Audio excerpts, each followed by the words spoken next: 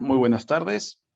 Sean bienvenidos a la conferencia Gestión por Resultados en el Trabajo Remoto, organizada por la Escuela de Posgrado de la Universidad Continental y el Proyecto Especial de Inversión Pública Escuelas Bicentenario. Para inaugurar el presente evento, invito a Jessica Doris Pérez Astuguamán, directora de la Unidad de Recursos Humanos del Proyecto Especial de Inversión Pública de Escuelas Bicentenario. Adelante, Jessica.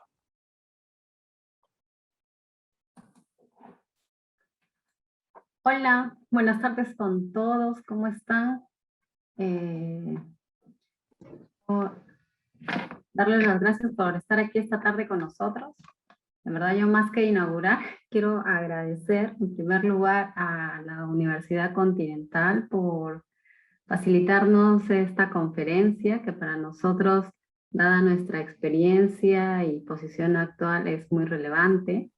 Nuestros resultados, efectivamente nosotros o el trabajo que desencadena, que estamos llevando a cabo y que probablemente nos lleve a resultados, lo estamos haciendo a través de la modalidad remota, desde que hemos nacido como entidad. Entonces, para nosotros esta conferencia, este tema es muy importante. Seguro nos va a dar luces de cómo gestionar mejor estos resultados, de cómo los podemos visibilizar. Entonces, en ese sentido, creo que todos los presentes tenemos mucha expectativa al respecto. Espero que al concluir la jornada podamos salir nutridos en este aprendizaje. Así que, nada, voy a nuevamente agradecer a la universidad, al docente que va a impartir la conferencia, y a cada una de las personas que ya en este momento ya nos acompañan, alrededor de 25 a 27 personas, y seguro algunos que se irán sumando en los próximos minutos. Muchas gracias a todos y aprovechemos de estos minutos. Muchas gracias. Muchas gracias, Jessica, directora de la Unidad de Recursos Humanos. Ahora les recuerdo que podrán acceder a los participantes a una constancia de esta conferencia respondiendo una breve encuesta al finalizar. La dinámica que vamos a seguir esta tarde será contar con la exposición de Edgar Delgado Ortega y posteriormente daremos pase a una ronda de preguntas, las cuales podrán realizar en el chat. A continuación, daremos inicio a la conferencia Gestión por Resultados en el Trabajo Remoto, a cargo de Edgar Delgado, a quien tengo el gusto de presentar. Edgar es jefe de la Oficina de Planeamiento y Presupuesto del Instituto Geofísico del Perú. Además, es especialista en planificación, gestión por resultados, gestión por procesos, indicadores de gestión, documentos de gestión, entre otros. Además, es miembro del Cuerpo de Gerentes Públicos de Servir, con más de 20 años de experiencia en el sector público. Asimismo, fue jefe de la Unidad de Organización y Métodos de la Oficina de Planeamiento y Presupuesto del INPE. Sin más preámbulo, te invitamos a realizar tu exposición. Adelante, Edgar. Bien, buenas tardes con todos. Qué gusto tenerlos aquí en este webinar muy interesante sobre gestión por resultados en el trabajo remoto. La verdad que es un gusto tenerlos acá en este espacio, y además todo el grupo que pertenece a las escuelas bicentenarias. Así que hemos preparado un webinar espectacular como para ustedes, diseñado en realidad para las labores que ustedes están realizando, y vamos a darle una mirada de lo que es gestión por resultados y luego aplicado al trabajo remoto, ¿ya? Vamos a darle una mirada muy interesante, si bien es cierto que en realidad es un espacio, es un tiempo muy corto, pero nos va a permitir tener una mirada integradora y una mirada, digamos, mucho más cercana de lo que es gestión por resultados, ¿ya? Y yo siempre busco en mis clases que tengamos un mejor entendimiento de lo que significa la gestión por resultados y lo que también significa la generación de valor público, y que hacia eso va el tema de gestión por resultados. Entonces, vamos a compartir la presentación. A ver, un ratito. ¿Pueden dejar de compartir un ratito Ajá, perfecto. Vamos a compartir entonces nuestra presentación. A ver. Ajá. Muy bien. A ver, vamos a activar el Zoom.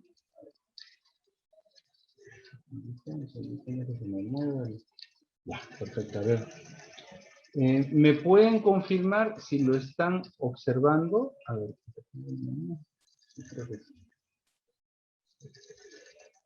Están observando la presentación, ¿no es así? ¿El PPT? ¿Sí? Sí, profesor, se logra visualizar. Ya, genial, muy bien, excelente. A lo largo de la sesión pueden enviar sus consultas a través del chat o pueden levantar la mano, yo con gusto les daré pase para que puedan interactuar, porque en realidad vamos a interactuar, ¿no? Vamos a hacer algunas actividades de interacción.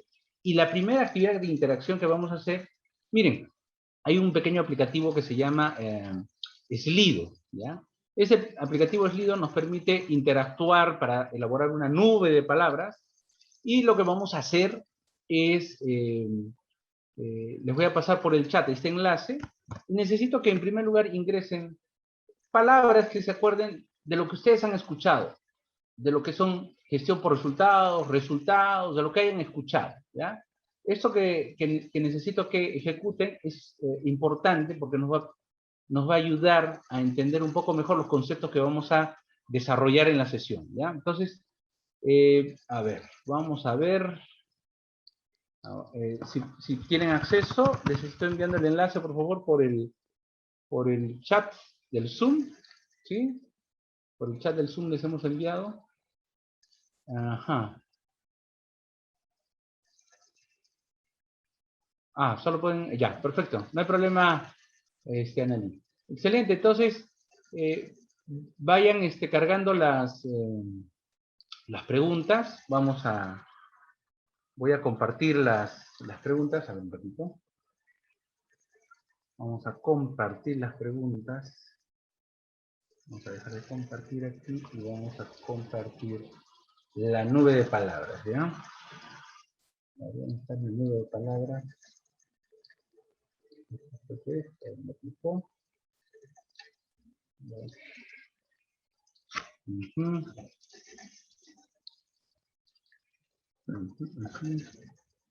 Ya se debe estar observando la nube de palabras. A ver, vamos a ver qué palabras se están incorporando. Muy bien, muy bien. Ingresen palabras sin miedo, ¿eh? Pueden ingresar 2, 3, 4 palabras sin ningún problema, ¿eh? A ver, vamos, ingresen. Están apareciendo algunas palabritas como eficiencia, proceso para obtener meta, muy bien, productivo, producto final, ¿no? Interesante, objetivos cumplidos, resultados, organización, cumplir metas, indicadores, evidencia, objetivos cumplidos, valor público, efectividad, producto final, desempeño, buena palabra, desempeño muy interesante. Proceso para obtener meta, lo habíamos dicho, novedad, ya, es algo innovador, ¿no? Este tema de la gestión por resultados, productivo. ¿Qué más? A ver. Eficacia también le han colocado, ¿no? Eficacia, ¿no? Efectividad también le han colocado. Muy bien. Valor, eficacia también le han colocado. Muy bien. Muy bien. Cumplimiento de metas. A ver, ¿qué más? A ver, siguen ingresando palabras en el Slido, ¿no? En total somos, a ver, mientras tanto, a ver, vamos a ver cuántas personas estamos conectadas. Vamos a ver. Tenemos 36 participantes, ¿eh? Está Talía, Jessica, Antonio, Cassandra, está Iván Delgado, mi tocayo de apellido, Eder, Enrique, Francisco, Fran, Gabriel, Gina, espero que hayan puesto bien su nombre ahí en el Zoom. Gustavo, Aide, Ramos, Henry, Juan, Julio, Karen Cortés, Karina Núñez, Catherine, Kimberly, Mario, Mari, Miriam, Pedro, después está Carlos, hay un usuario que no se identifica, está Verónica, Víctor, Giovanna y Johnny. Perfecto, muy bien. Excelente, bueno, en la nube de palabras hay palabras interesantes, donde más se repite es el tema de la eficiencia, ¿no? Y justamente va a ser uno de los temas de los cuales vamos a conversar hoy día, ¿sí? Otro tema importante, si bien es cierto que les he pedido gestión por resultados, en efecto, una palabra clave es el desempeño y el resultado, ¿ya? Que serán temas que vamos a conversar Y eso sumado al hecho de objetivos, tener metas hacia dónde vamos, ¿no? Tiempo también, hay un tema de temporalidad, por supuesto, porque las metas que nos propongamos vamos a verlas en esa orientación, ¿no? Y también hay una palabra que está resaltando que es efectividad y eficacia, ¿no? Y que podremos mencionar precisamente algunos de esos conceptos a lo largo de la corta exposición que vamos a tener el día de hoy. Muy bien, excelente. Vamos entonces a dejar de compartir esta pantallita. A ver, permítanme un segundito. Dejamos de compartir. Y ahora pasamos a compartir otra vez la presentación. A ver, vamos a ver. Estamos compartiendo la presentación. Sí, perfecto. Muy bien. Listo. Bueno, a partir de digamos, de este proceso de recordación de algunos conceptos que hemos escuchado a lo largo de estos días, estos meses, en especial en este tiempo de trabajo remoto, en el tiempo de la pandemia, hay algunos conceptos que tenemos que tener en cuenta antes de poder hablar de trabajo remoto, y quiero que observen bien la fotografía. Miren, esta niña es una niña que vive en la zona central del país, en uno de los departamentos más pobres del Perú, y obviamente entenderán que está en una situación de pobreza, ¿no? Y esta situación de pobreza en determinados departamentos, en determinadas zonas, tiene consecuencias en el desarrollo económico y social de nuestro país, ¿no? Y aparte que, obviamente, las personas no se pueden desarrollar adecuadamente. Entonces yo les voy a contar una historia, ¿ya? De la cual ustedes también van a ser partícipes. Y es que esta niña, como verán, y se aprecia de su ropita, de su semblante, miren su carita, si bien es cierto que está con su gorrito, su ropita, ¿no? Pero miren, esta es su familia, ¿no? Es su familia. Y su familia obviamente no tiene pues una casa de material noble, nada, es una casita de adobe con techito de paja, y está obviamente en la zona altoandina, ¿no? Y seguramente su familia cría algunos animalitos para su alimentación, y de repente, o tal vez para la venta, ¿no? Y el tema es que estos niños sufren de determinados procesos, por ejemplo, de desnutrición crónica, están expuestos a la desnutrición crónica. ¿Y por qué? Porque estos niños no se pueden alimentar bien, o no tienen, sus papás o sus familiares no tienen hábitos saludables para elaborar los alimentos, o de repente están sometidos a condiciones de frío que los lleva a infecciones respiratorias agudas, o de repente consumen alimentos que no están adecuadamente, digamos, hervidos, preparados, y tienen infecciones o enfermedades diarreicas agudas, y eso hasta los 5 años de edad los perjudica, ¿no? Y estos niños entran en un proceso de desnutrición crónica, y si los niños hasta los 5 años no pueden salir de la desnutrición crónica, el resto de su vida ya es un tiempo perdido, porque la desnutrición crónica afecta a la condición física humana para establecer o entablar conexiones entre las neuronas, porque las conexiones entre las neuronas son proteínas. Entonces, si los niños no están bien alimentados en ese lapso de tiempo, su capacidad mental, que es una capacidad física, que es la conectividad entre las neuronas, no se habrá desarrollado, ya no se puede desarrollar después, y por lo tanto están condenados a la pobreza. No van a poder estudiar, les cuento, no van a poder estudiar en una universidad, no van a poder ni siquiera, digamos, tener una carrera técnico-productiva. Van a tener que acceder a oficios o actividades de muy bajos ingresos. Hay departamentos que inclusive a mí me tocó trabajar donde la desnutrición crónica llegaba al orden del 52%. Quiero que se imaginen, ¿eh?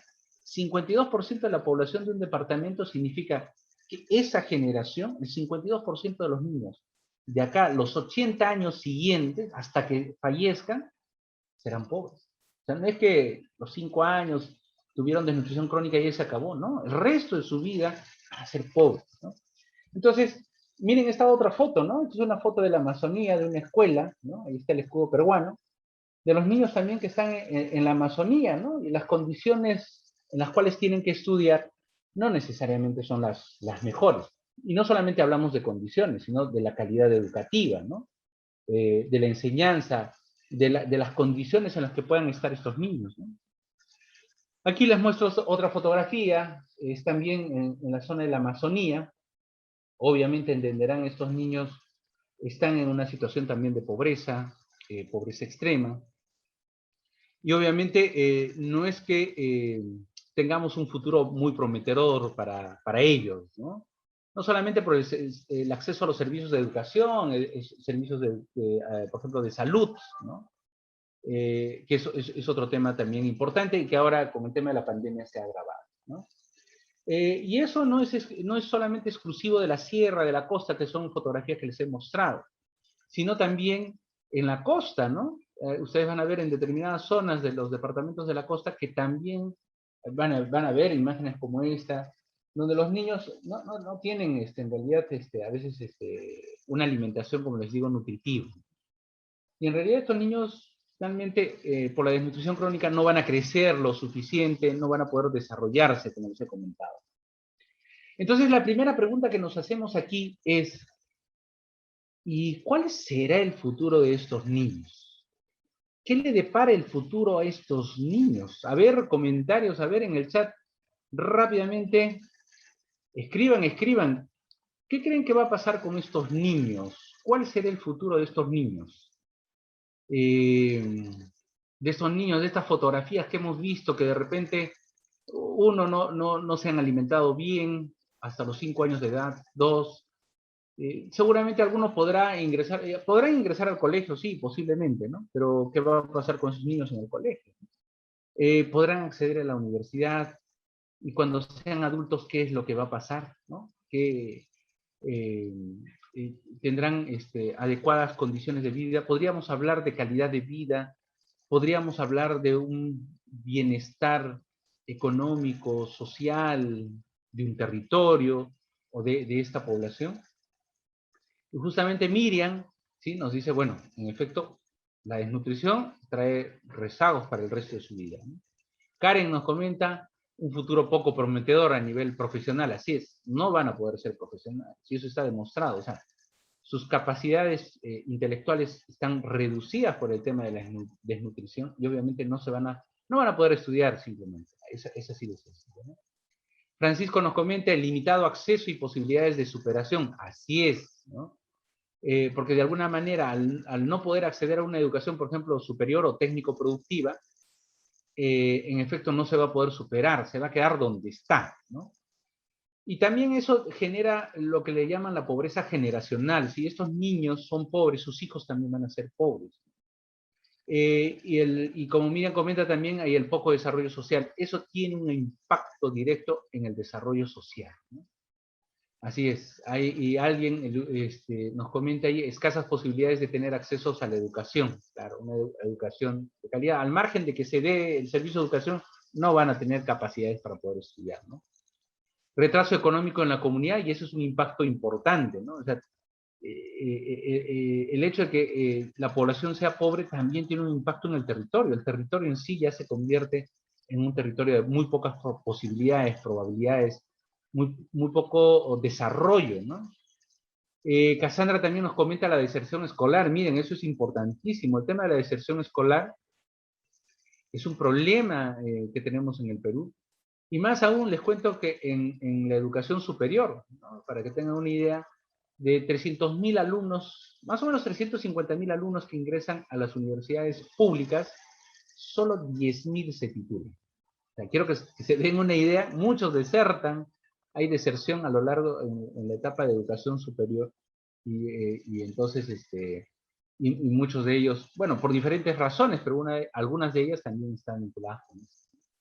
Y hay un rendimiento escolar bajo. Ya, eso también es un tema importante que nos comenta Giovanni, ¿no? Es decir, podrán acceder al colegio, ¿no?, a las instituciones educativas, tienen docentes y de repente tienen buenos docentes, pero su rendimiento va a ser adecuado, ¿no?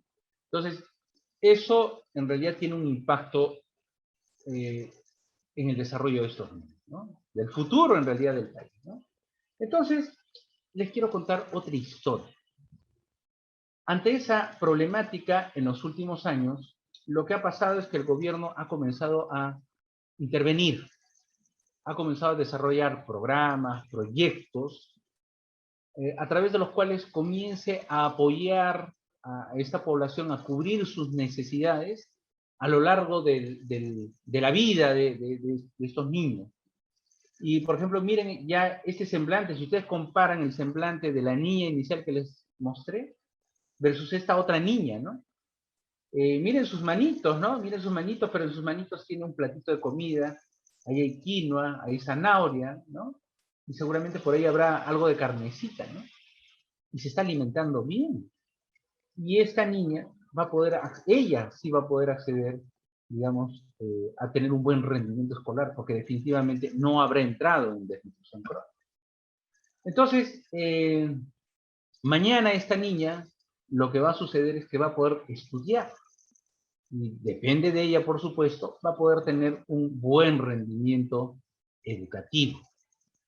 Y si tiene un buen rendimiento educativo, después de que ha terminado la educación primaria, ha terminado la educación secundaria, viene la etapa universitaria, ¿no? Yo quiero que observen bien y miren este semblante de estos chicos, ¿no?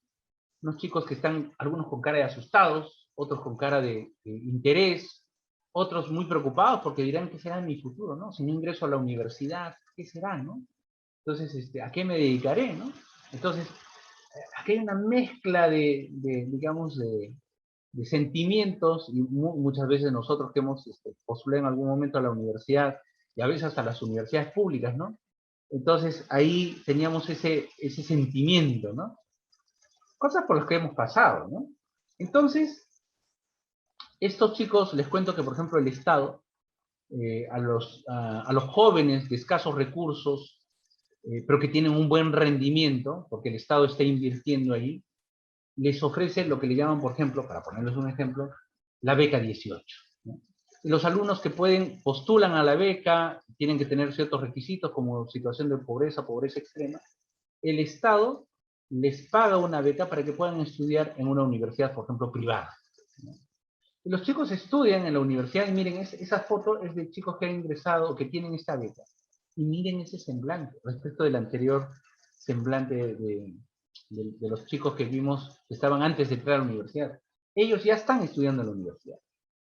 Su futuro, por su condición de pobreza, posiblemente no era el que están mirando. Posiblemente no iban a estudiar en una universidad privada.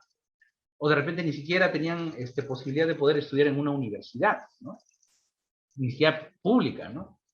Pero gracias a que el Estado les entregó una beca, estos chicos ya pueden estudiar y pueden acceder a una educación de calidad, ¿no? Y mañana, ¿qué va a pasar con estos chicos? Mañana estos chicos se van a graduar. Van a terminar su educación superior y se van a graduar. Y después que se van a graduar, van a poder trabajar, se van a poder desempeñar en algún oficio, en algún trabajo, en algún puesto de trabajo, en el ámbito privado, en el ámbito público, y van a aportar con el desarrollo económico y social del país. Entonces, estos, digamos, estos chicos, o la historia de esta niña, digamos, que salió de una situación de pobreza, el Estado le ayudó en los programas para salir de la desnutrición crónica, alimentarlos, le dio el servicio de educación, le dio la beca para que pueda estudiar en la universidad, salió, inclusive hay programas para el empleo, ¿no? Y mañana esta chica va a conformar su familia, ¿no?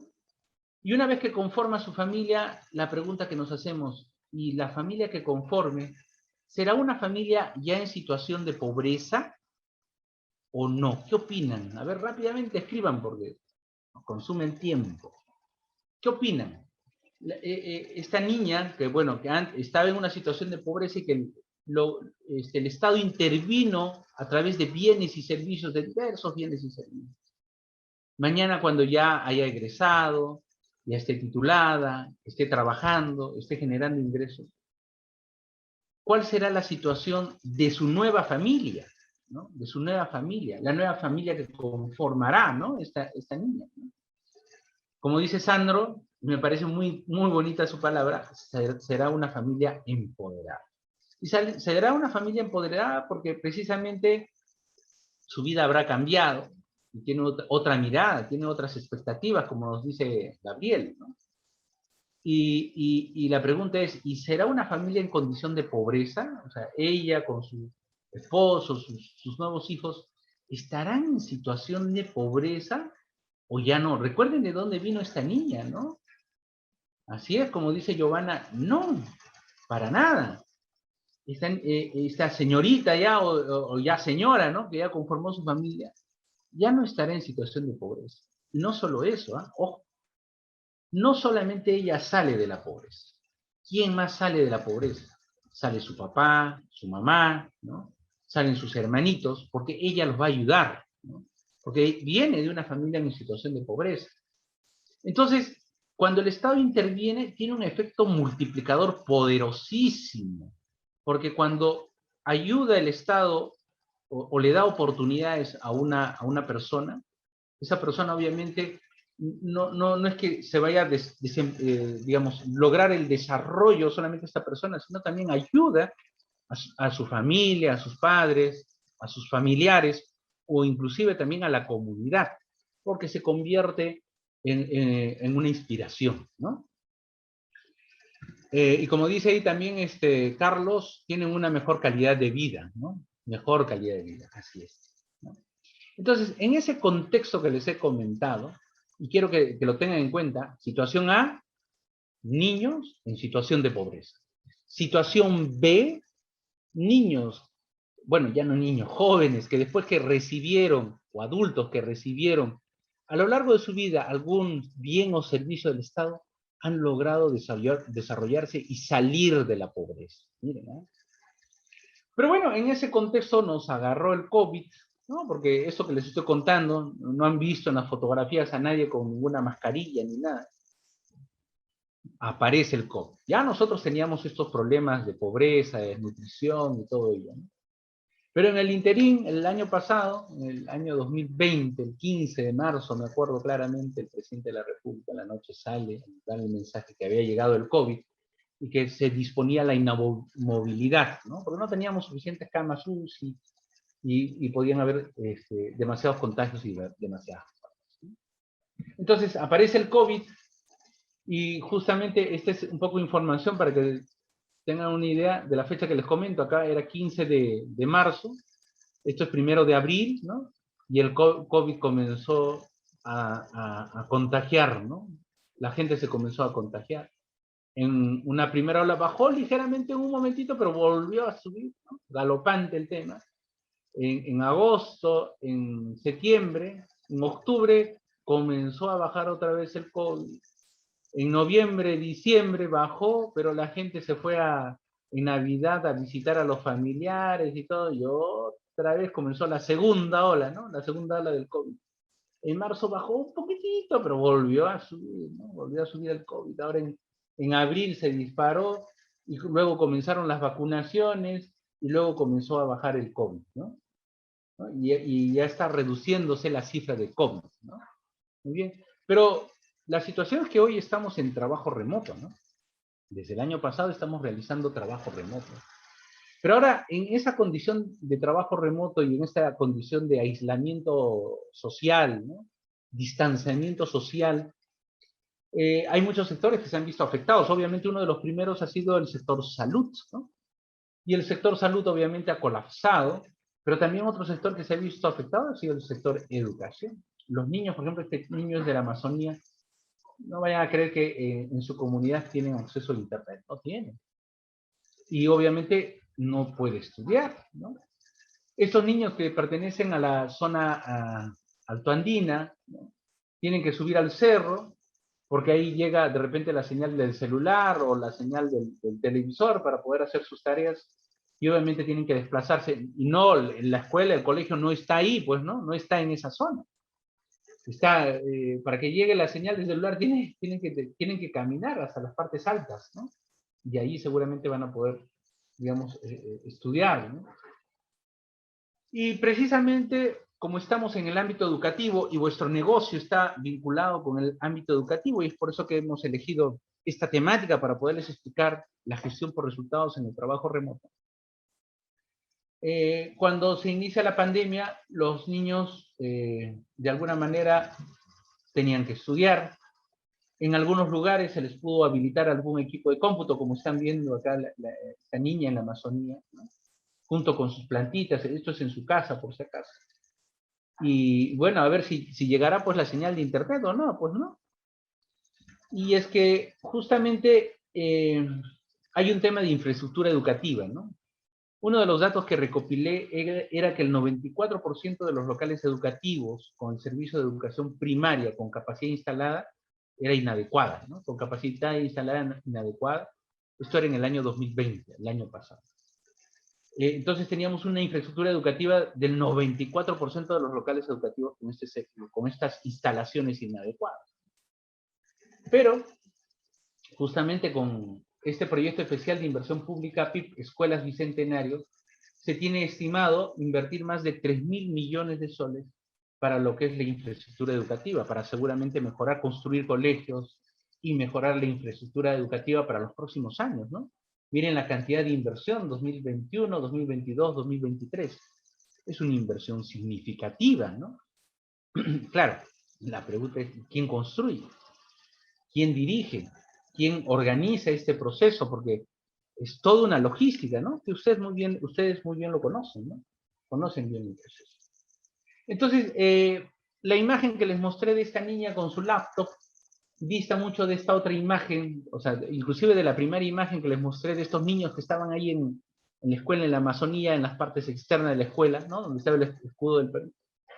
Y ahora este colegio, ¿no? Y justamente un dato que obtuve también, era que la infraestructura educativa, 75 colegios, que corresponde a 102.678 estudiantes de este proyecto especial, Escuelas Bicentenario, donde ustedes están, de alguna manera estarían beneficiados con estos proyectos, ¿no? Y tendríamos escuelas, por ejemplo, en la Amazonía, escuelas adecuadas al contexto, ¿no? El territorio te ofrece diferentes retos. Una cosa es tener una escuela en la Amazonía, otra cosa es en la sierra, en las zonas altoandinas, otra cosa es en la costa, ¿no? Los climas, nuestros diferentes pisos altitudinales nos dan un diferente reto para el diseño de las escuelas. Y aquí les muestro algunas estadísticas, ¿ya? Alguna información. Por ejemplo, miren, la desnutrición crónica en el Perú, un poco de lo que estuvimos comentando hace un rato, voy a hacerle el zoom para que ustedes lo miren. En el año 2010 era del 38%. ¿Ya? En el año 2010 era 38% de los niños de la zona rural estaban con desnutrición crónica. Para el año 2019 bajó, sí, al 24.5%. Es decir, que en un lapso de 10 años más o menos, bajó 14% la desnutrición crónica. Bajó, sí, bajó, pero bajó solo 14%, ¿no? Luego tenemos otro problema, el porcentaje de niños y niñas menores de 36 meses con anemia. En el 2010 estamos al 50.3%, al 2019 al 40.1%. ¿Bajó la anemia? Sí, bajó. 10 puntos porcentuales en 10 años. ¿Bajó? Bajó. La pregunta es, ¿bajó lo suficiente? ¿No? Otro tema, la comprensión de lectura de los alumnos de segundo grado de primaria, ¿no?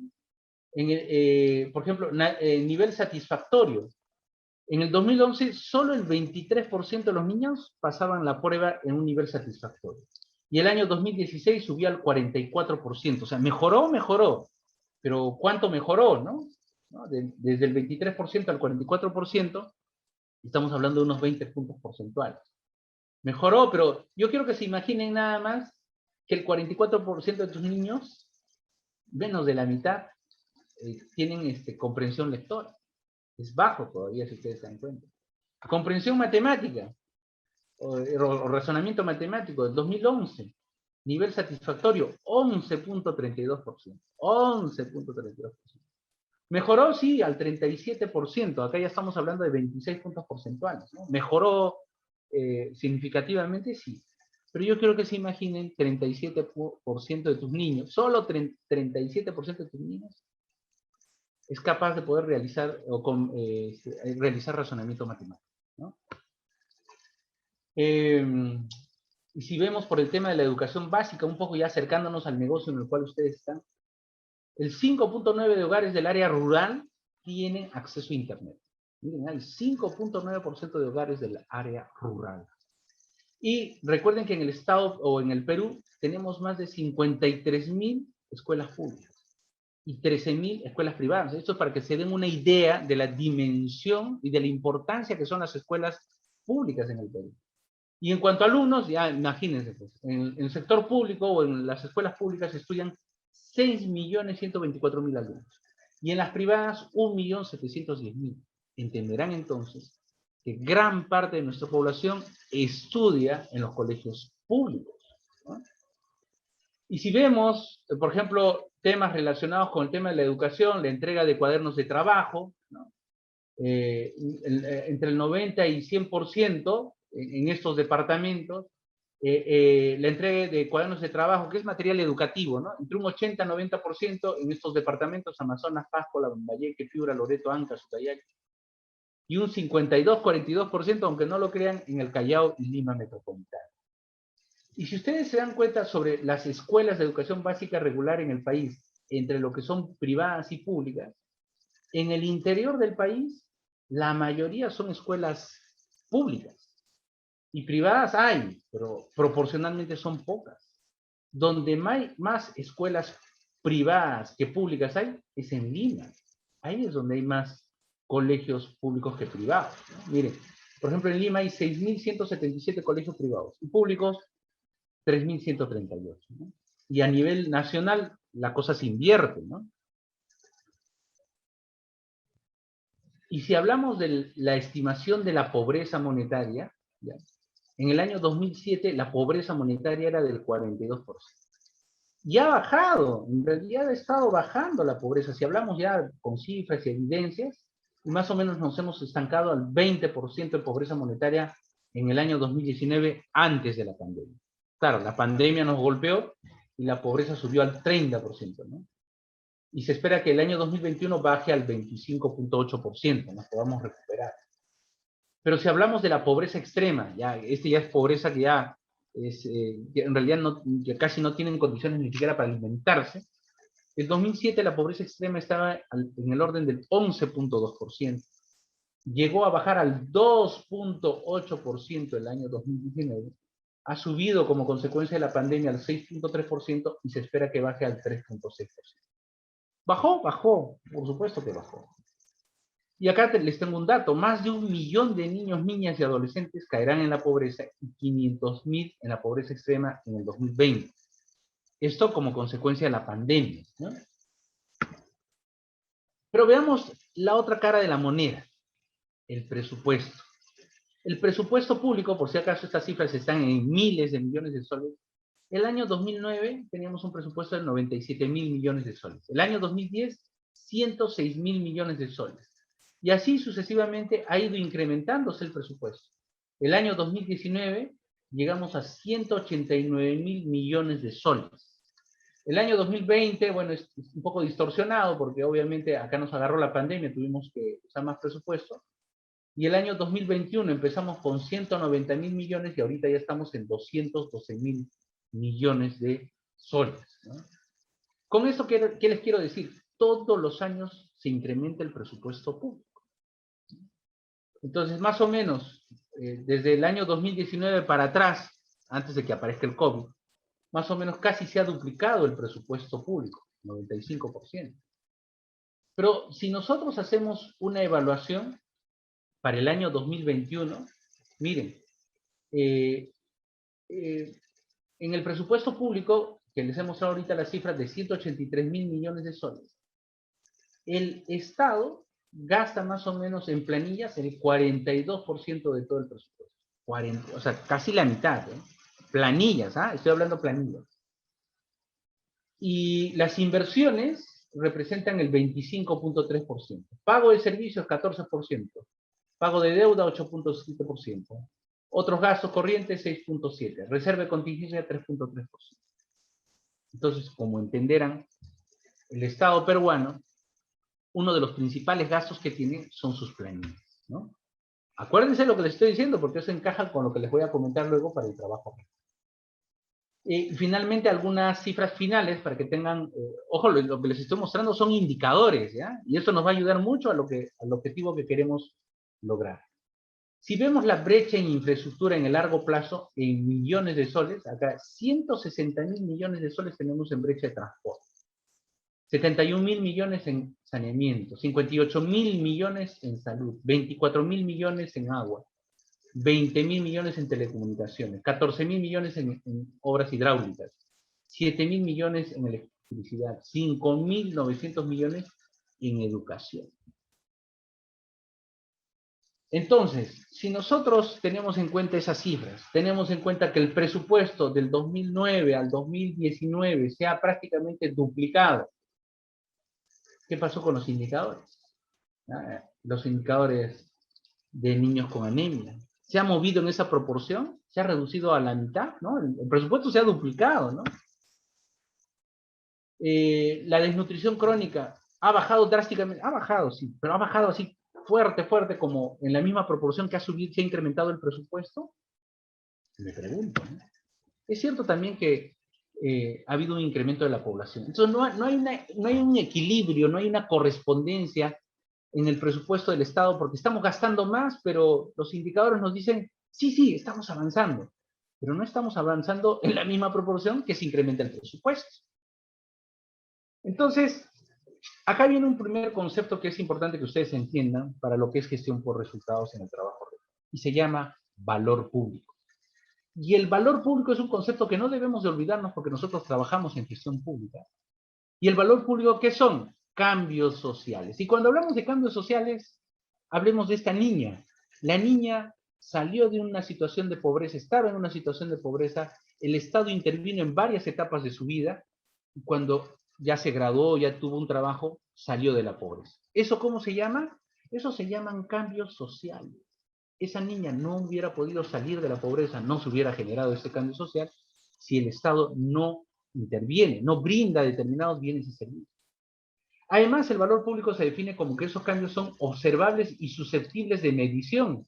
Y claro, el INEI es quien mide esta información, mide el nivel de pobreza, los datos que les he mostrado son INEI.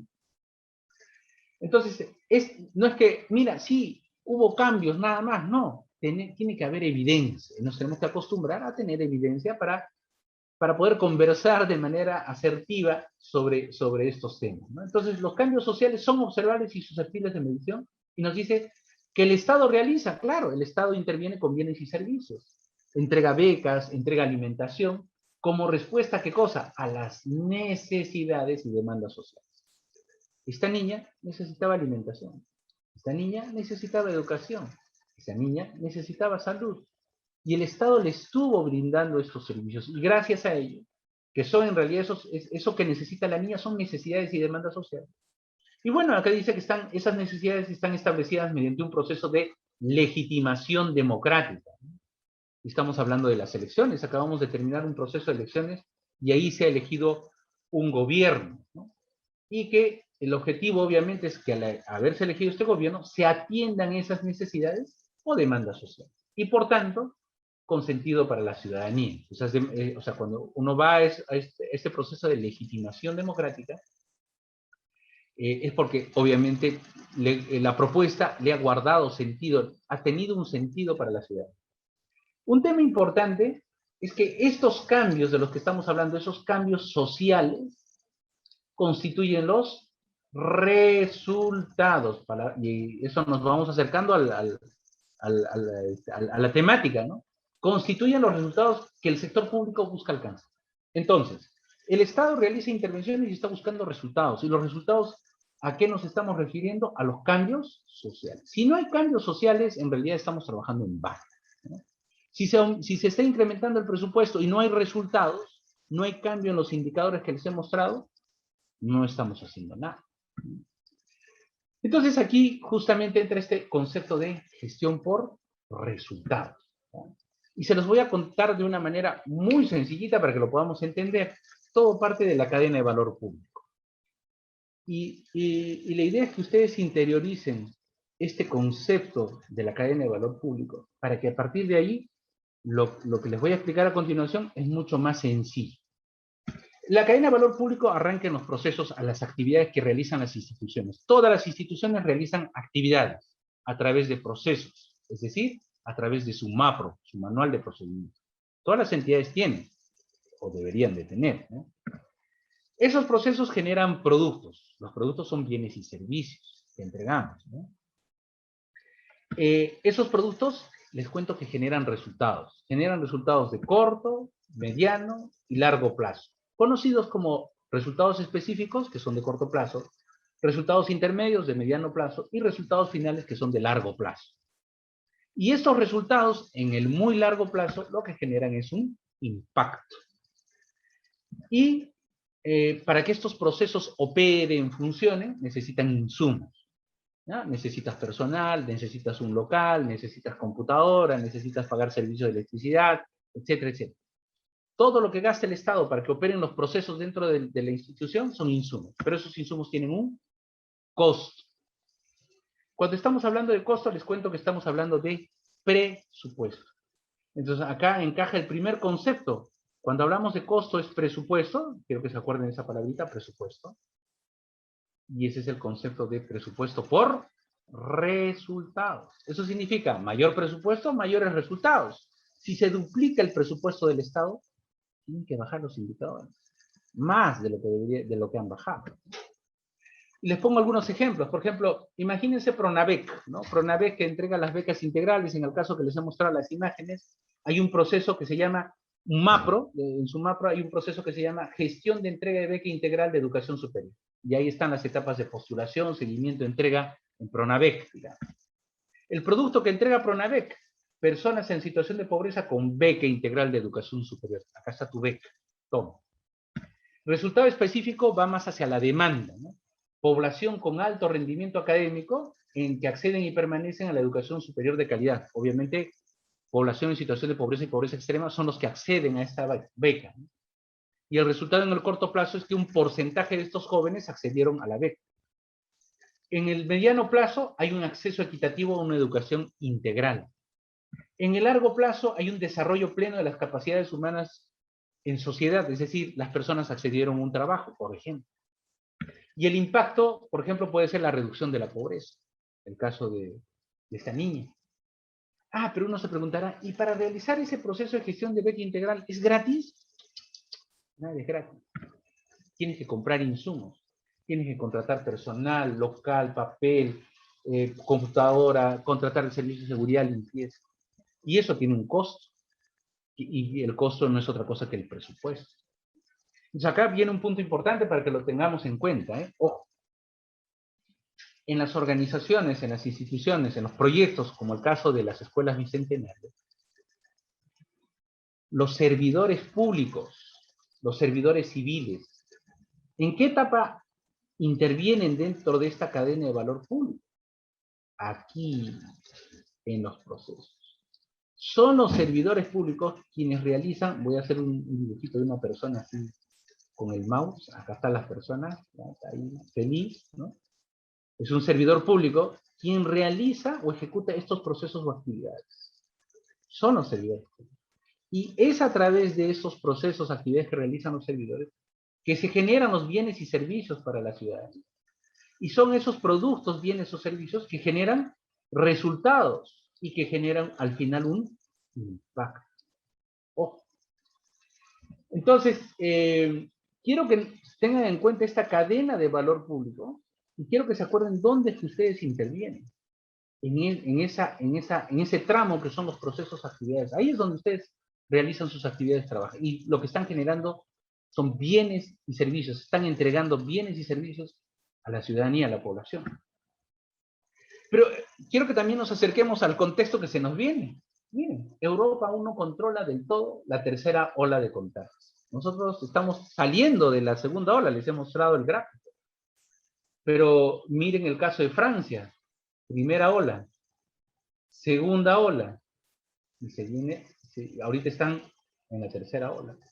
Suiza, primera ola, segunda ola, tercera ola.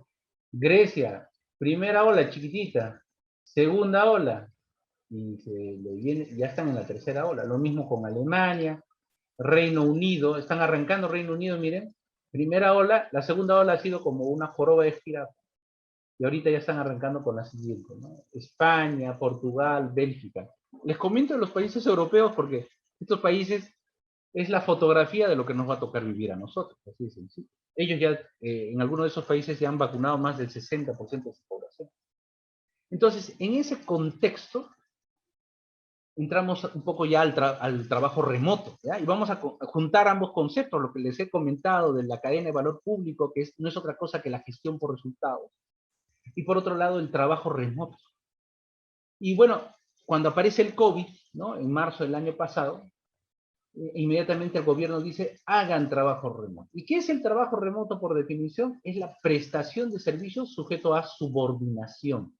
Es decir, sigue subordinado a un jefe, con presencia física de los servidores en su domicilio. En otras palabras, mira, no estás trabajando en tu oficina, pero estás trabajando en tu casita. Y vas a trabajar tan igual como estabas trabajando en la oficina, ¿no? O lugar de aislamiento, ¿no? Utilizando cualquier medio o mecanismo posible de realizar labores fuera del centro de trabajo, siempre que la naturaleza de las labores lo permite. Hay otro concepto que también tenemos que tener en cuenta, que es el teletrabajo. El teletrabajo en realidad es la prestación también de servicios subordinados, pero sin la presencia física en el centro de trabajo de la entidad. ¿No? A través de medios informáticos, telecomunicaciones y análogos, ¿no? Mediante los cuales a su vez se ejerce el control y supervisión de las labores. Y eso está en una ley del Ministerio de Trabajo, la ley 336. Son dos conceptos que tienen una diferencia principal. En el trabajo remoto, presencia física en su domicilio. En el teletrabajo, no.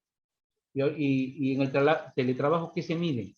Los resultados. Es una primera diferencia, ¿no? Entonces, para que lo veamos gráficamente, antes nosotros estuvimos en esta lógica del trabajo presencial, y lo único que ha cambiado es el lugar de trabajo. Y ahora trabajamos en nuestra casita, ¿no? Yo hoy estoy dándoles este webinar desde mi casa. Estamos realizando nuestro trabajo remoto para precisamente evitar el contagio de COVID. Y seguramente se tiene la expectativa, de repente mañana, de regresar a un trabajo presencial. Se está hablando que van a regresar a los colegios, vamos a regresar al trabajo. Eso vamos a ver hasta qué punto va a ser posible. Pero el hecho concreto es que hoy estamos en trabajo remoto. ¿Y cómo opera este tema del trabajo remoto? Miren, los jefes asignan tareas y actividades a los colaboradores. Eso dice la norma, ¿no? La norma que ha emitido Servir. Es el jefe quien dice, ya, muy bien, te voy a asignar estas tareas o actividades. Ojo, que cuando hablamos de esta palabrita que es subrayado, actividades, vamos a regresar a la cadena de valor público. Nos estamos refiriendo en la cadena de valor público aquí, a las actividades. Las actividades también le llamamos procesos. Cuando sigan el curso de gestión por procesos, se los explico un poquito más al detalle, pero cuando hablen de actividades, estamos hablando de procesos. MAP, en otras palabras. Entonces, aquí el jefe asigna esas tareas, actividades a los colaboradores.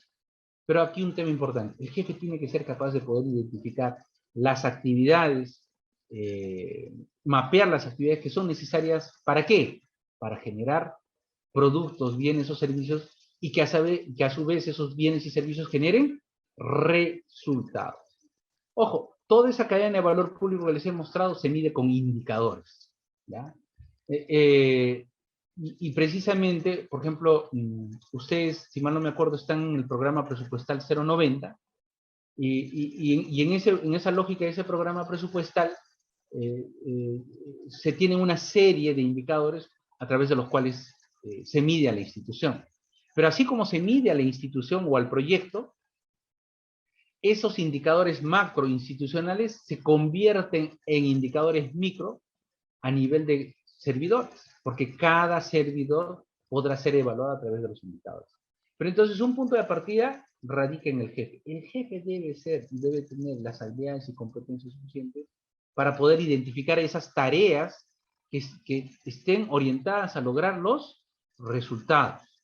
Si yo le asigno a un colaborador una actividad, una tarea que no aporta a los resultados, bueno, en realidad no estamos produciendo, digamos, de manera efectiva, ¿no?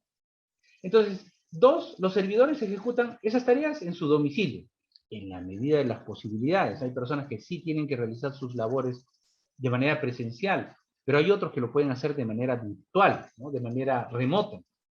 Obviamente hay que tener en cuenta que debemos de tener una comunicación vía remota, ¿no? Internet, en la mayoría de casos, tenemos en nuestra casa el servicio de Internet y por ahí nos estamos comunicando. Pero acá entra otro rol interesante. El jefe dirige y supervisa. ¿Qué es lo que siempre hacía el jefe, por supuesto? Pero de diferente manera, ¿no? De diferente manera, que justamente ahora vamos a explicar. Miren, es una gráfica que les he preparado, específicamente para ustedes, para que tengan una mirada de lo que es antes de la pandemia, lo que es el ahora durante la pandemia para el trabajo remoto, y luego después de la pandemia, ¿qué va a pasar?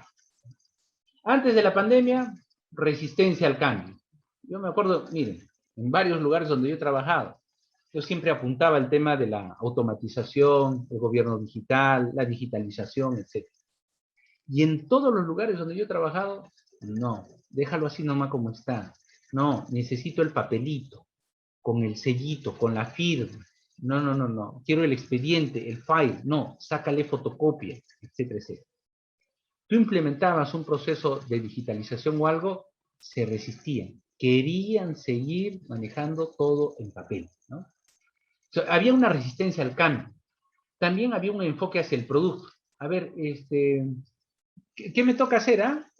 ¿Cuántos informes? Ya, listo. Ya hice el informe. Oye, pero no sabes en qué va ese trámite. No, no, no, no. Yo ya cumplí con mi trabajo, ¿no? El cumplimiento. Ya hice mi producto. Ya está.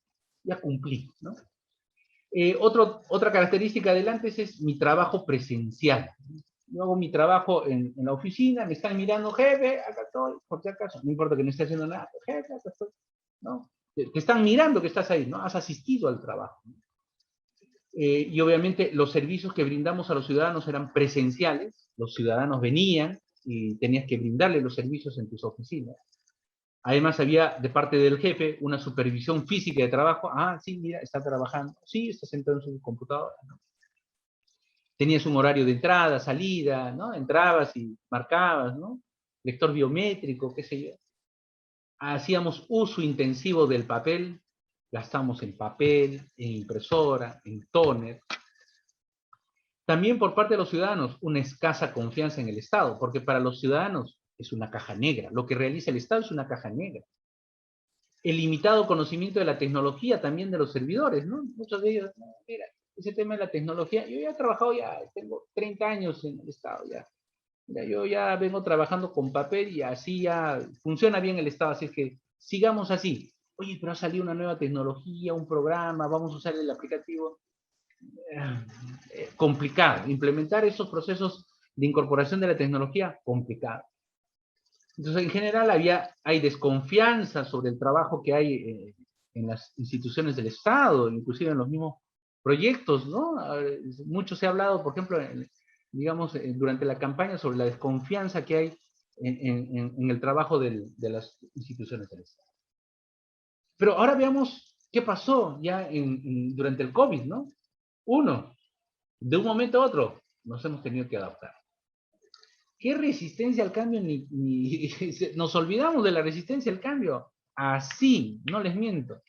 Donde yo he trabajado, en menos de una semana, todo lo que yo estaba luchando durante casi 2 años, en una semana se implementó. Y nadie dijo nada. Nadie dijo, no, que sigamos usando papel. No, no, no, no. En una semana se adaptaron. Claro, no todos al mismo ritmo, pero se adaptaron. Comenzamos a trabajar de manera digital. Entonces, tuvimos que hacer nuestra adaptación del trabajo que era físico, todo virtual. Suerte que ya habíamos iniciado proyectos, digamos, de trabajo de manera virtual. Así es que la semana de adecuación, en realidad, ha habido oficinas que inclusive el primer día ya estaban trabajando de manera digital. Obviamente, en estas circunstancias realizamos trabajo remoto. Hoy en día, no sé si en vuestra organización lo usen, yo creo que sí, la firma digital. Ya no firmamos en físico. Ya no tenemos que estar escaneando el documento, nada. firma digital y se garantiza, digamos, la integridad del documento. Y no se puede falsificar. Modifican tu documento que firmaste digitalmente, ya perdió la validez digital, ¿no? Y eso se puede verificar fácilmente. Los servicios ahora son virtuales. Antes los servicios que eran presenciales, ahora son virtuales. La supervisión mixta del trabajo, es decir, el jefe de alguna manera pregunta, oye, ¿hiciste tal informe? A ver, ¿cómo vas en esto, aquello, reuniones de trabajo, etcétera, etcétera? Luego, la digitalización de documentos. Muchas instituciones, todo el papel que tenían, ¿qué hemos tenido que hacer? Digitalizarlo, porque la información, si el trabajador iba a la oficina a buscar su documento, escanearlo, sacarle una foto, una copia, qué sé yo, se estaba arriesgando, ¿no? Al transporte público y todo. Digitalización de documentos. Y obviamente un aprendizaje de la tecnología. Los servidores a aprender tecnología como locos, ¿no? Y muchos de ellos se han adaptado rápidamente. Algunas personas antes se consideraban que no eran analfabetos digitales, porque, uy, un problema en la computadora, sistemas, a ver, soporte por favor, un ratito, venía el de sistemas, ¿no? Hoy en día, no, se han visto obligados a aprender a solucionar los problemas, ¿no? Ya hasta, inclusive han aprendido nuevas herramientas, ¿no? Luego tenemos el después. ¿Qué se nos viene mañana? Y eso es algo que quiero que tengan en cuenta. Hoy estamos viviendo un trabajo remoto en las condiciones en las que están trabajando, pero mañana tenemos que, ya no va a ser lo mismo, eso se los garantizo, y ya no debe ser lo mismo, es decir, no se nos debe de ocurrir a regresar al trabajo del papel, no, ya no, o sea, se ha hecho un esfuerzo, una inversión descomunal a nivel del Estado. El Estado ha sido el único sector que se les ha pagado y se les ha cumplido a los servidores. No se les ha dejado de pagar. Ese esfuerzo, ¿han visto cuánto de presupuesto hay en planilla? Entonces el Estado, ¿qué está esperando? Resultados. Y entonces en esa línea, mañana, ¿qué necesitamos? Darle sostenibilidad a los servicios digitales que ya se han implementado. Si tú hoy, antes les dabas un servicio presencial y ahora es un servicio digital, entonces tienes la obligación de mantener ese servicio digital. También mañana hay un cambio de las necesidades de la ciudadanía. Mañana ya no son las mismas necesidades en cuanto a forma, en cuanto a contenido, en cuanto a oportunidad de los ciudadanos. Ahora el ciudadano requiere sus servicios de manera virtual, posiblemente, con otras características, requiere otro tipo de servicios, dadas las condiciones. Entonces tenemos un cambio de necesidades ciudadanas. Y es más, yo me pregunto nada más en estas escuelas del Bicentenario, ¿no? ¿Y cuáles serán las nuevas necesidades que tenemos que atender respecto de nuestros alumnos? Ahora, digamos, una vez que, entre comillas, pase la pandemia, que no creo que sea el próximo año, el subsiguiente año, ¿cómo deberíamos de construir estas escuelas? ¿Qué más deberían de tener? Su conexión a Internet, y eso preveyendo qué es lo que va a pasar mañana, ¿no? Van a tener una antena, digamos, de Internet que pueda irradiar a los estudiantes que están alrededor, no lo sé. Tenemos que comenzar a pensar en esos nuevos servicios, ¿no? Mayores niveles de transparencia, por supuesto.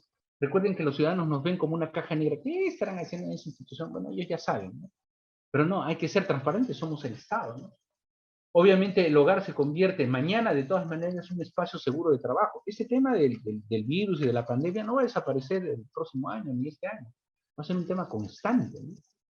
La supervisión de resultados, ese es otro tema importante. Los jefes ya no te van a revisar, o ya no deberían de revisar, simplemente, a ver, ¿qué estás haciendo? A ver, te voy a dar una actividad básica. No, ya no. Y ese es un poco de lo que estamos hablando ahora. Les he mostrado la cadena de valor público, porque con nuestro trabajo lo que tenemos que demostrar es que estamos generando resultados. Productos, bienes y servicios que a su vez tienen un impacto en los resultados. Y por lo tanto, mañana nos van a medir con indicadores. Y les cuento, la presidencia del Consejo de Ministros está preparando una batería de indicadores, de resultados, con los cuales van a medir a las instituciones. Y las instituciones se ven obligadas a medir los resultados que están generando los colaboradores, y entonces esta nueva lógica de lo que se nos viene más adelante es precisamente la supervisión, ya no del digamos, de lo que tú estás haciendo, cuánto tiempo estás sentado en tu escritorio, ni nada.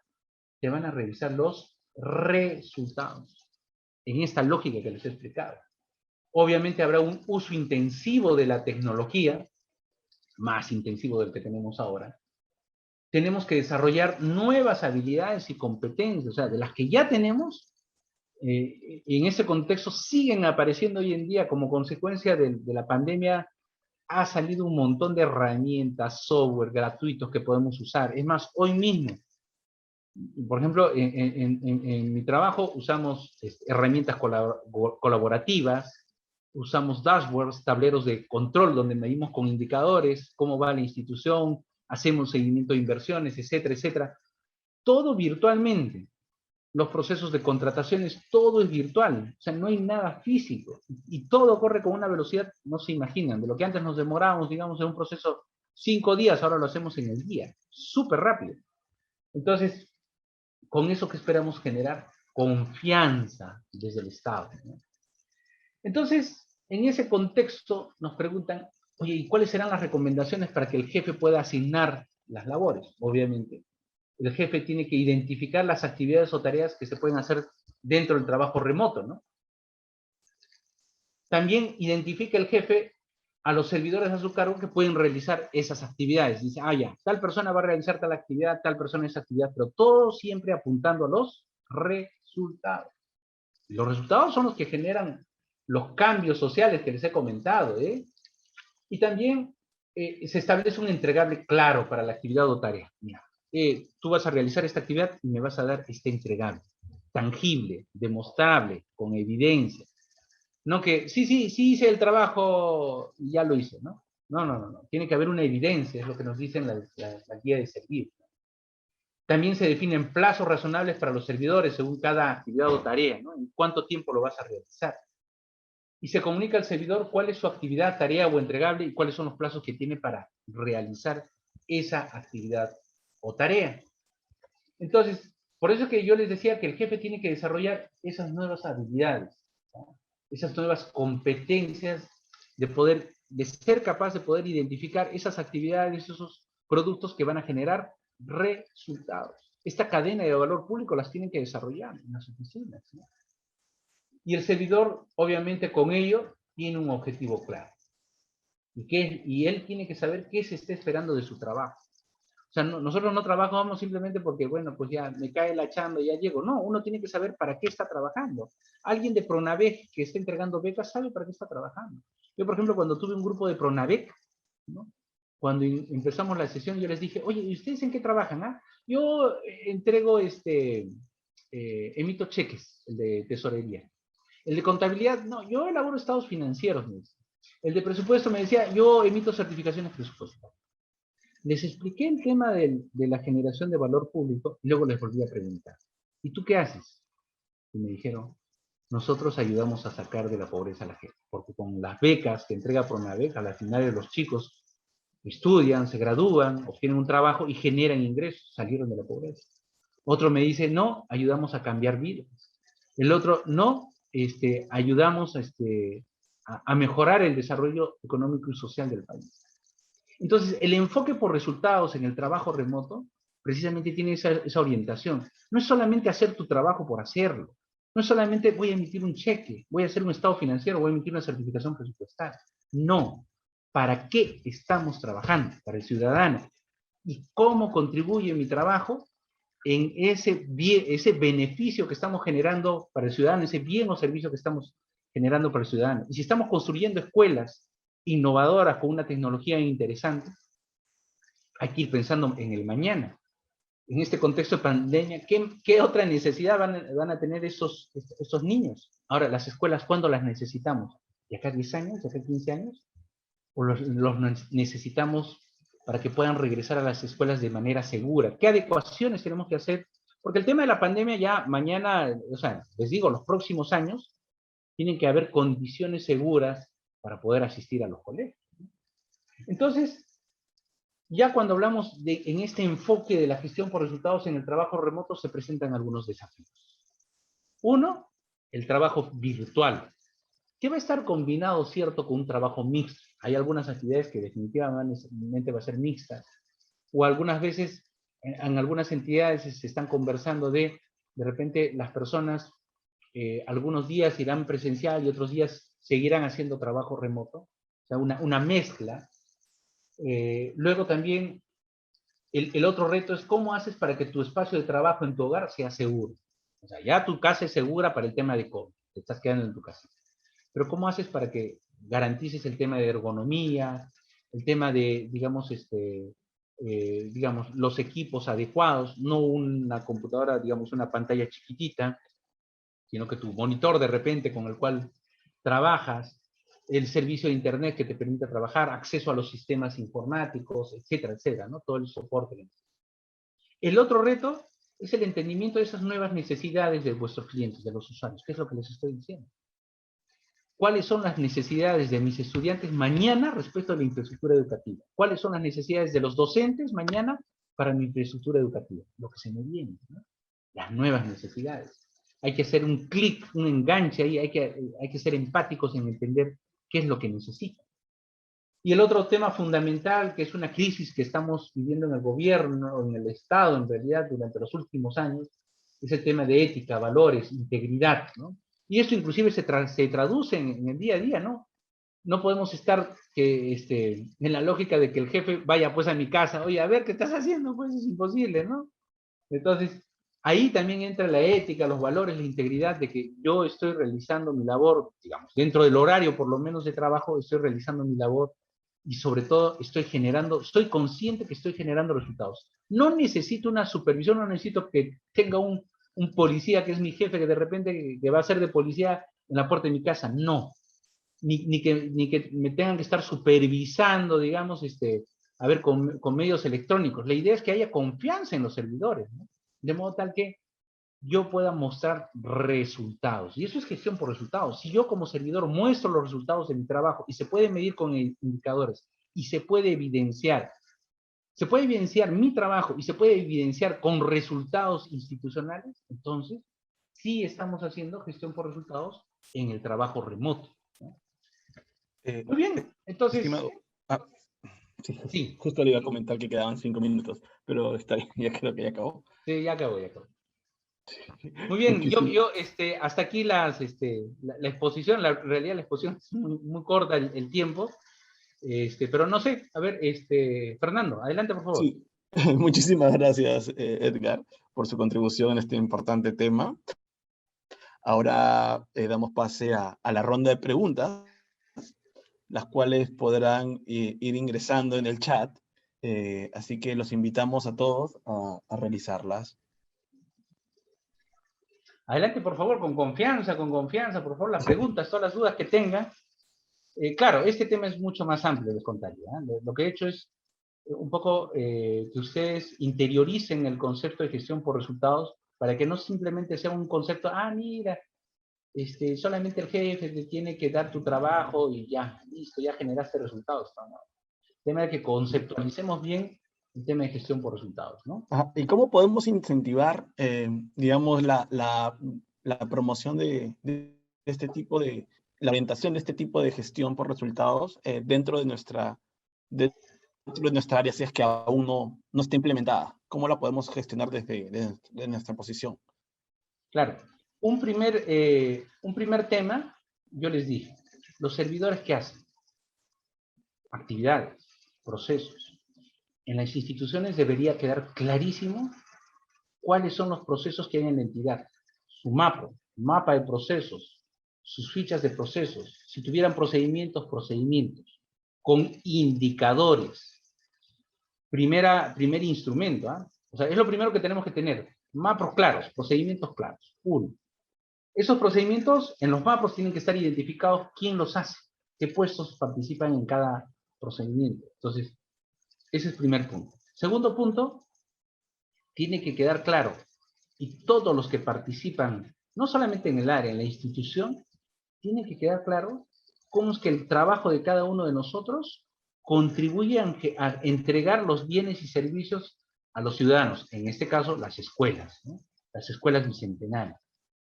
¿Cómo contribuye mi trabajo en entregar la escuela bicentenario? Esa escuela bicentenario Le entregamos, se construye, mañana, como les he mostrado estadísticas, los niños van a estudiar ahí.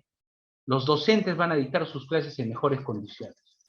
Seguramente ahí, en esas escuelas, el programa Caliwarma va a entregar desayunos escolares. Entonces, seguramente habrá algo de espacio también para, no sé, pues un lugar para preparar el desayuno, qué sé yo, porque hay programas del Estado en esa línea, ¿no? Entonces, tiene que haber un pleno entendimiento, interiorización, apropiación de parte de los trabajadores de esta lógica de la cadena de valor público que yo estoy seguro que en la organización o en el proyecto, en el programa, está interiorizado cuál es esta lógica de la cadena de valor público. ¿Y esto por qué? Porque la apropiación del servidor, como les he explicado sobre cuál es mi trabajo no es solamente lo que yo hago, sino el sentido que cobra una persona cuando yo participo y digo, mira, yo cambio la situación de vida de una pobreza, yo ayudo a que las personas salgan de la pobreza. Eso tiene que estar muy interiorizado en el servidor público, ¿no?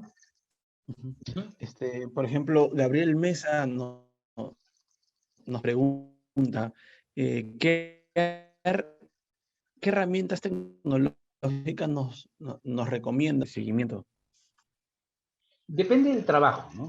Miren, hay herramientas desde las más sencillas como el TeamViewer o el AnyDesk, ¿no? Que por ejemplo, cualquier persona que ya está configurada, cada terminal, yo puedo, por ejemplo, cuando dicto clases, para que se den una idea, cuando dicto clases, y hay cursos, por ejemplo, en gestión por procesos usamos el Design, ¿no? Es un software. Pero hay personas que tienen dificultades digamos, en ejecutar el programa. Entonces yo les digo, instalen en este momento, ni siquiera instalen, descarguen el AnyDesk, que es un programa gratuito, ¿no? Instalen el AnyDesk, me dictan su número, yo puedo ingresar a su computadora y les ayudo. Y en muchas instituciones usan este programa. Hay otros programas también, el TeamViewer, que les ayuda digamos, a entrar, digamos, a visualizar lo que están haciendo en las computadoras de otras personas. Pero no les voy a negar que ese no es el enfoque de gestión por resultados. El enfoque de gestión por resultados en el trabajo remoto es más, mira, yo confío en ti, ¿ya? Yo confío en tu trabajo, pero muéstrame los resultados. Y resultados de calidad, o sea, no se trata de hacer las cosas por hacer, sino muéstrame los resultados y que realmente es un resultado de calidad, ¿no? O sea, ahí sí ya no necesitas pues meterte a su computadora para hacer la supervisión. Y ahí, por el contrario, la supervisión se da a nivel de indicadores. Entonces, si ustedes me preguntan, ¿qué es aquello que debemos desarrollar nosotros para lograr la gestión por resultados en un trabajo remoto? Aprender a diseñar indicadores. Que es otro curso que también dictamos. Ahorita acabo de cerrar ayer un curso de indicadores en una institución muy importante del Estado y ya estoy empezando con otro grupo, pero los indicadores nos ayudan digamos, a trabajar no solamente para medir indicadores institucionales, sino también medir indicadores del trabajo orientado hacia resultados de cada uno de los colaboradores. Y es que ahí entra el tema de la gestión del rendimiento que está implementando Servir. Servir está implementando lo que es gestión del rendimiento. ¿Y la gestión del rendimiento qué es? Te mide, ¿o con qué te mide? Con indicadores. ¿Y qué es lo que están midiendo? Estamos apuntando a medir los resultados, ¿no? Y ya para ir concluyendo, Iván Delgado nos pregunta, ¿cuál es la diferencia en las características de un liderazgo en el trabajo virtual y uno en el trabajo presencial? ¿Hay alguna diferencia? Esa es una pregunta muy interesante. Miren, los líderes, los directivos, los jefes, ¿no? Pero en realidad estamos hablando de líderes, ¿no? En un contexto virtual tienen que adquirir nuevas habilidades y competencias, ¿no? Antes tú, en el trabajo presencial, por ejemplo, tenías tu habilidad o competencia que se supone que la teníamos que tener, que era lograr que tu equipo trabaje en equipo, ¿no? Realmente trabajar en equipo. Que tu equipo esté comprometido, ¿no? Tu capacidad de poder distribuir la carga de trabajo entre todo tu equipo, ¿no? Pero un trabajo físico, ¿no? Organizar. Tú podías ver a tu personal, tú podías, digamos, entre comillas, controlar lo que estuvieran haciendo, ¿no?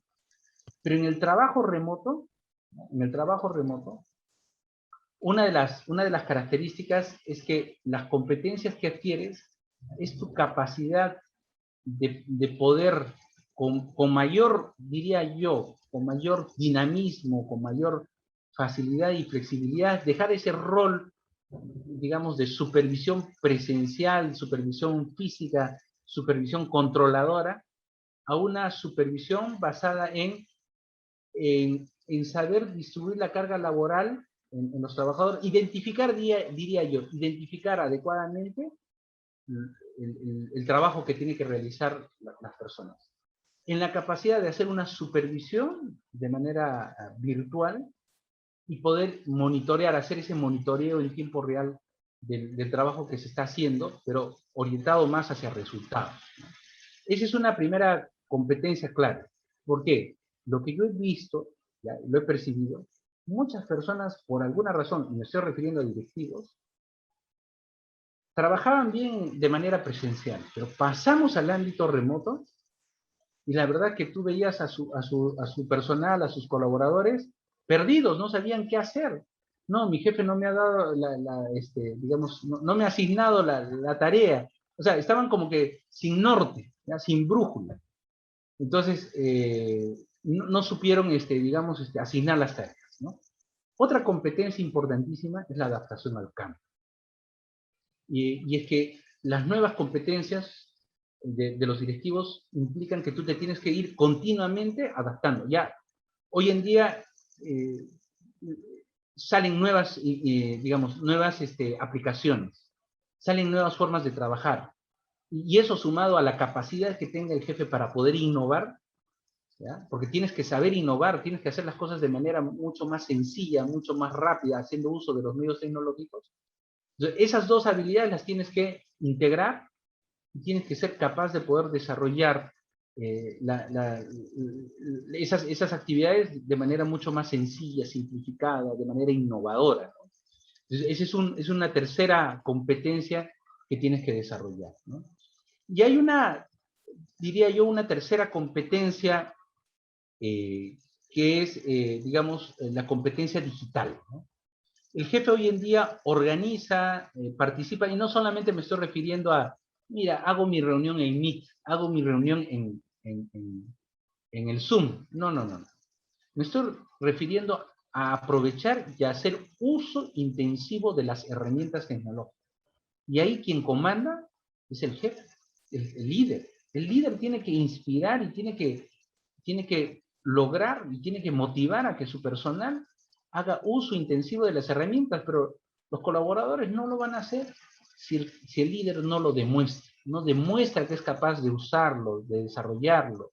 Yo, por ejemplo, lo que hago también con mi equipo es, yo les enseño a usar herramientas tecnológicas. Por ejemplo, en mi trabajo usamos la suite de Google, ¿no? Y una de las cosas que hemos aprendido a hacer con indicadores, y lo hemos implementado relativamente casi en 3 meses, han sido tableros de control. Tableros de control para seguimiento de presupuesto, tablero de control para seguimiento de inversiones, tablero de control para viáticos, comisiones de servicio, tableros de control para proyectos, bueno, en trabajo se hacen proyectos de investigación, etc. Entonces, son tableros de control que por diferentes niveles, ¿ah? Nivel de capa directiva, mando medios, colaboradores. Entre más arriba necesitas data más agregada. Entonces, se les ha enseñado cómo diseñar los indicadores para que ellos puedan desarrollar indicadores a nivel operativo. A nivel agregado, ya los mandos medios saben que de ahí jalan información para indicadores de mando medio, intermedios. Y los de alta dirección ya requieren información muy agregada, ya información institucional. Entonces, por ejemplo, si eso no se inspira desde el liderazgo, que se tienen que usar las herramientas, hasta, como les comento, en la suite de Google tenemos un Google Drive, ¿no? Un almacenamiento ilimitado de información. Todo está ordenado ahí. Tenemos una cuenta de usuario de la oficina y ahí se almacena toda la información. Todo lo que producen todos los colaboradores de un área está metido ahí, toda la información. Y eso es accesible desde tu celular. Por ejemplo, en este celular, tengo acceso a información de teras, teras y teras de información que están almacenados en la nube. Claro, alguno dirá, oigan, pero en su celular no entran tantos teras de información. Es cierto que no. Pero acá tengo acceso al Google Drive, por ejemplo, y navego en el Google Drive de mi oficina y quiero un reporte y descargo solamente ese reporte, ese informe. No importa dónde esté, puedo estar en mi casa, puedo estar de comisión en algún lugar, tengo acceso a la información. Entonces, el líder también tiene que ser capaz de transmitir el hecho de que podemos usar tecnologías y el líder tiene que ser el primero en apropiarse del uso de herramientas digitales, ¿no? Muchas gracias a todos por sus preguntas. Bueno, en este momento vamos a pasar a presentarles un poco, hablar un poco acerca de la escuela de posgrado. Si me pueden ayudar con las diapositivas, por favor. Bueno, justamente queríamos hablarles un poco acerca de nuestro portafolio, ¿no? Nosotros contamos con diferentes maestrías, diplomados, programas de especialización, y bueno, nuestras maestrías están divididas en cinco ejes temáticos: administración de negocios, derecho, educación y gestión de personas y salud. En administración de negocios tenemos el MBA de gerencia y liderazgo de transformador y tributación. En derecho tenemos la maestría en derecho administrativo económico y la maestría con mención en derecho penal y derecho procesal penal. En educación contamos con la maestría en docencia en educación superior. En gestión de personas contamos con la maestría en recursos humanos y gestión organizacional, y en salud en gestión pública y privada de la salud. Asimismo, contamos con dos diplomaturas en salud. Una es, en la siguiente diapositiva, podemos ver que contamos con la diplomatura en auditoría médica y en auditoría en salud y auditoría médica, auditoría informática en salud. Asimismo, también contamos con diversos programas de especialización, como Administración de Negocios, que es el programa de especialización de Dirección y Gestión Empresarial, Dirección y Gestión de Microfinanzas, Gestión y Mejora de Procesos, y Mejora Continua Kizukai Kaizen. Asimismo, también tenemos el programa de especialización en Tributación. Conforme al eje de la cuarta revolución industrial, tenemos el programa de especialización en ciberseguridad, gestión y administración de proyectos con BIM. Marcamos el programa de especialización en antisoborno y cumplimiento, fundamentos actuales de derecho del trabajo, nuevas tendencias en derecho laboral. Asimismo, en la siguiente diapositiva podemos ver que contamos con programas de especialización en educación, en gestión y liderazgo educativo, gestión de las TICs para el aprendizaje, proyectos de investigación y asesoría en trabajo de investigación científica, tesis. En gestión de personas, tenemos el programa de especialización en gestión del talento humano. En humanidades tenemos el programa de especialización en gestión, convivencia escolar y tutoría, y psicología clínica. En ingeniería tenemos gestión de minería, gestión de energía y gestión de construcción. Y en salud tenemos el programa de especialización en capacitación en inteligencia de datos para la preparación ante pandemias y epidemias. Asimismo, contamos con programas de tecnología de la información, como AutoCAD Civil 3D, Autodesk Revit, desarrollo de aplicaciones en plataforma.net, desarrollo de web profesional, diseño gráfico, edición y postproducción audiovisual, Microsoft Excel profesional y Microsoft Office, Microsoft Power BI, programación en desarrollo en Phantom y SPSS aplicado a la investigación.